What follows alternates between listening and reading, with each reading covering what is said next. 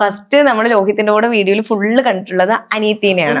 അവിടുന്ന് ഇപ്പൊ മാറി ജസ്റ്റ് ഒരു 2 months ഡിഫറൻസിൽ നേരെ തിരിച്ച് ഉൾട്ട അടിച്ചു എന്നുള്ളൊരു രീതിയിലാണ് 2 മാസമൊന്നും അല്ലല്ലോ.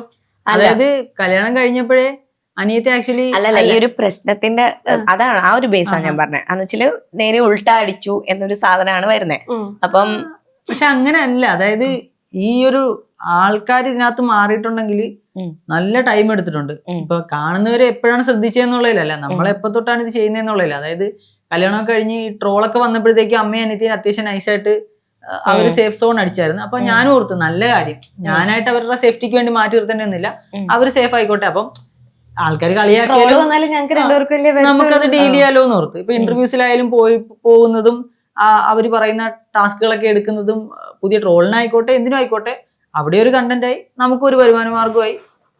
അങ്ങനെയൊക്കെ ഇപ്പൊ ഞങ്ങൾ രണ്ടുപേരെയും മാത്രം നോക്കിയാൽ മതിയല്ലോ. അപ്പൊ ഇവർക്ക് കളിയാക്കൽ കിട്ടിയാൽ ഞാൻ സപ്പോർട്ട് ചെയ്യണം, എനിക്ക് കളിയാക്കൽ കിട്ടിയ ഇവർ സപ്പോർട്ട് ചെയ്യണം, അത്രയല്ലേ ഉള്ളൂ. അപ്പൊ അങ്ങനെയാണ് പോയത്.